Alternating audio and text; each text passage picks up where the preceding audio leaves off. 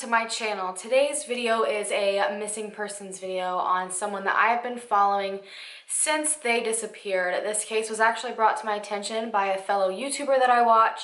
She tweeted about this girl. She knew her at one point, and obviously with my interest in missing persons cases, I hopped on it and just kind of followed the story. And we're almost coming up to a year of this girl missing, and I figured it was very important to keep this story alive because there has not been a lot of activity since about August, early September. And that is the disappearance of Elaine Park. When Elaine went missing, she was 20 years old, but she would now be 21. She was from Glendale, California, and she was always described as super spunky, artistic.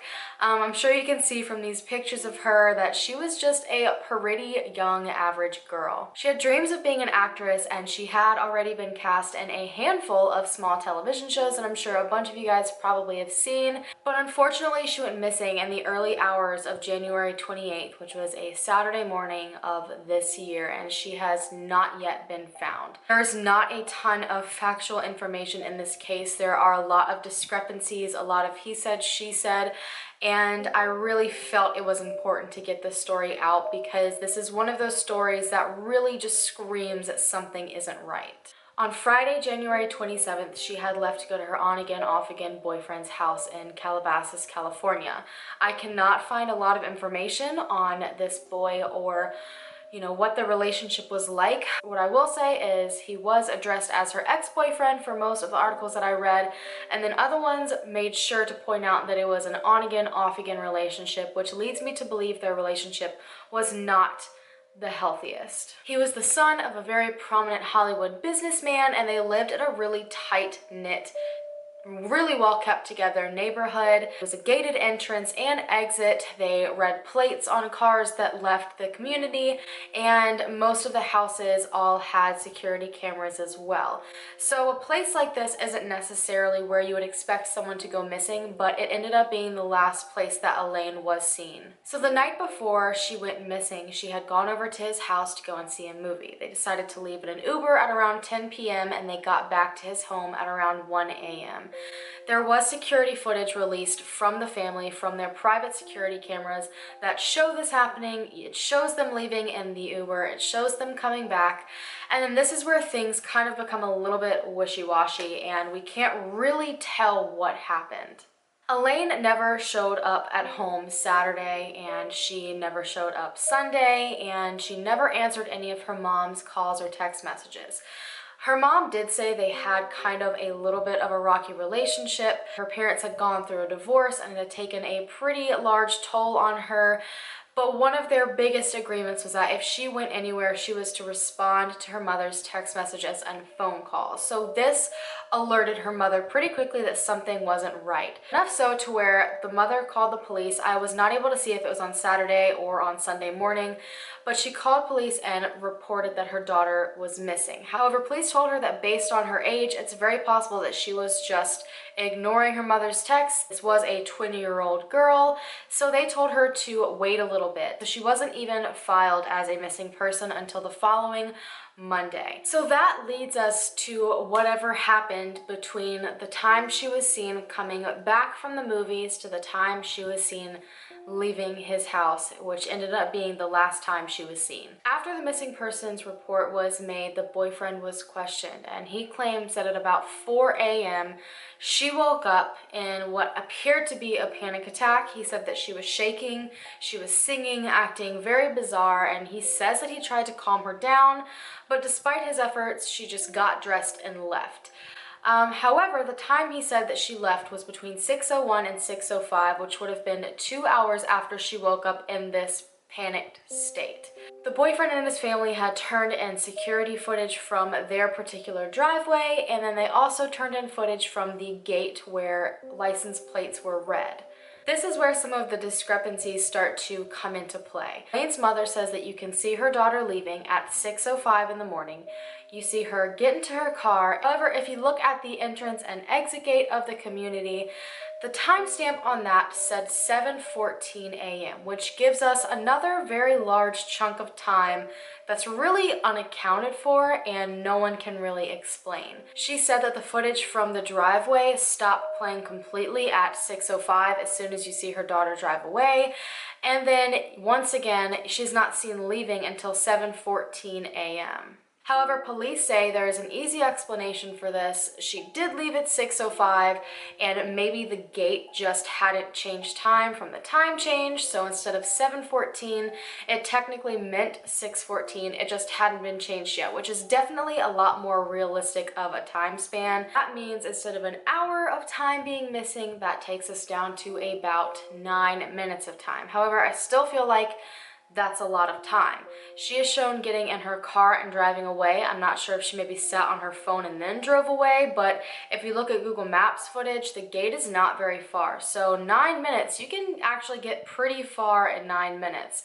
I would assume it would only take her a little over a minute to get to the gate. Where was she this whole chunk of time? I mean, I know it's only 9 minutes, but based on that very short distance drive, I don't see what would have taken her that long. At this point, no one had any idea what to think. No one knows where she would have gone. The boyfriend claims that they were fine. She just woke up in this panicked state.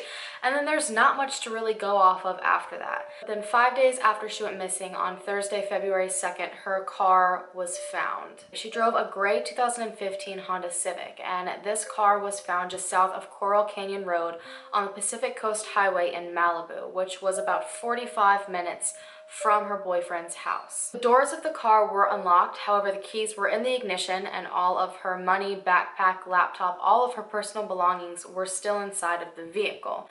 This immediately threw them into a desperate search. They had 4 bloodhounds, they had drones, dive teams, all-terrain vehicles. They searched all of the ocean right off of the coast right there. They searched the mountains. However, nothing of Elaine was found anywhere. When the car went in for a detailed forensic examination, they said there was absolutely no sign of foul play involved. There didn't appear to be any sort of struggle. It appeared as if she had willingly left the vehicle. This became a huge whirlwind of information for the mother, and a lot of disagreements started happening between the mother and the police officers. After all, the last place Elaine had been seen was at her ex-boyfriend's house, and while her car had been seen leaving, there were lots of time discrepancies, a lot of weird questions surrounding what exactly had happened at this house. And when you look at the footage of her leaving, because it is just to read license plates, you can't even tell who is inside the vehicle at the time. Police say that they're pretty positive it was Elaine. However, I'm not sure how they could prove that since you can't actually see her driving this vehicle. The mother was also upset because the boyfriend seemed to be dismissed very easily. After all, if that was the last person she was seen with and they had somewhat of a rocky relationship and she had some sort of panic attack or mental breakdown, I would think to search around that area first. However, the mother says that the house, the property, nothing was searched at all of the boyfriend's home. They just simply released him because he was cooperative. Police say that based on surveillance footage of the boy's home, that he never left the rest of the night, that there's no way he could have had anything to do with it, but Elaine's mother and a lot of web sleuths think otherwise. Every lead turned up absolutely nothing, so they decided to put up a reward, and the reward was pretty significant. They decided to put up a $500,000 reward until her 21st birthday, which was on September 24th of this year. They swore that this deadline, that this large amount of money would bring new tips forward because nothing seemed to be coming in.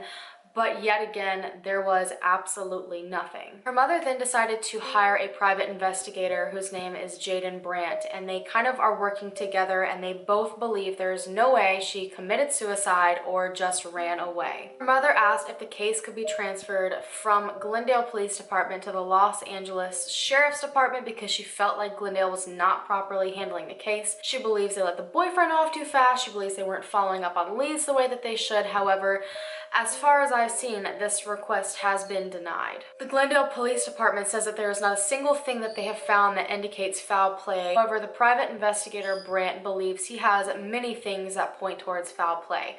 When he came out with this information publicly, immediately after police said there were no leads, then responded back to Brandt and said that they had already gone through all of his information that he presented with them, that they had followed it up. However, a lot of his information was just theories that they couldn't back with any sort of evidence. And when they were all further looked into, there was yet again no reason to believe foul play was involved. However, there's one bit of information that everyone is still currently talking about. Right before Elaine was seen leaving, you see a car pull into the dead end. So I'm gonna pull up the map again. You have to purposely be going A, to this community, and B, to this house. All the homes were all occupied. It was early in the morning. So why would someone be on this dead-end road? Now, keep in mind, I don't know if you can just pull up and get in. I don't know if you have to be allowed access by one home on the community, if there's like a keypad or something. But I find it strange that a vehicle that was, by the way, still unidentified, pulled into this dead end right before you see her leaving. They're also asking that if anyone has any video footage or pictures taken between January 28th and February 2nd on the Pacific Coast Highway in the area that the car was found in, please turn it in. One of the largest theories is that she committed suicide. So she had apparently been struggling a lot at home. Her parents had gotten divorced. She didn't necessarily have the absolute best relationship with her mom. It wasn't bad by any means, but even her mom said that she thought she just really wasn't there enough. But as a mom, you could be completely overbearing and there too much and you still think you're not there enough. So I don't think that's necessarily an accurate representation of maybe how Elaine personally felt. She had been attending classes at school, but that semester had stopped going to them, and she had also recently been laid off from her job. And you add that to an on-again, off-again boyfriend, possible toxic relationship, that can seem extremely overwhelming. And her mother said that she did struggle with bouts of depression time to time. So a lot of people think this all leads to her possibly committing suicide. People think that she did wake up with some sort of a panic attack. Maybe her and her boyfriend had gotten into an argument and it was kind of like the last straw for her. Maybe she left. That still wouldn't explain what she was necessarily doing in the 2 hours during this panic attack between when she woke up with it and when she left. That still seems like a very large amount of time for me. Keep in mind, it's called panic attack for a reason. Usually your first response in a panic attack is to like flee. You feel trapped. And I know it's different for everyone, so I find it kind of hard to believe that she woke up at 4 a.m. with a panic attack and then didn't leave for another 2 hours. My hiney would have been out of there in like seconds to calm myself down alone. And that is one of the largest reasons people think she committed suicide. However, I just don't think that that's what happened that night. When you look at her leaving the home, she doesn't appear upset. She doesn't really appear upset. She doesn't really appear like she's in the midst of a panic attack. However, again, as someone who knows what it's like, sometimes you just can't tell. So while it does seem like it could have been a fake story, it also struggle with things very differently. So as an outsider looking in, there's not really a lot we can tell. She then drove herself to Malibu and decided to commit suicide. Again, I feel like her body would have been found at this point. They did pretty extensive searches of the ocean, of the mountains, the drones, they had all-terrain vehicles, divers, bloodhounds. I mean, they did everything they possibly could and not a bit of her was found. So I find it hard to believe that she drove her car there, committed suicide, and nothing was found of her. That leads me to the next largest theory. This theory is that the boyfriend had something to do with it. When you look at them in the security footage, they don't really seem very affectionate. They're not talking to each other, walking to or from the Uber.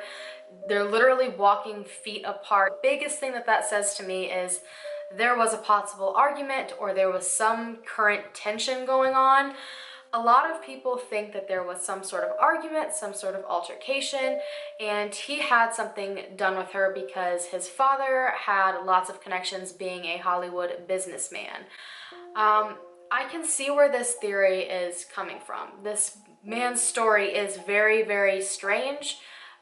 His time frame doesn't really match up. He says she woke up at 4 and then threw clothes on and left, but I don't think throwing clothes on and leaving takes 2 hours. His house was never searched. There's a ton of land where he lives, a ton of trails and private roads, and none of that was searched. And then there's the fact that the footage stops immediately at 6:05 after she is seen getting in her car and leaving. And there's this 1 hour of time that seems to be missing from the front gate. However, again, that could totally be explained by a time change issue. Was there really a chunk of time missing? Was that whole hour missing on purpose? I mean, after all, think about it. There was a license plate reader, yet somehow no one knows whose car this is. What, did this car not have a license plate?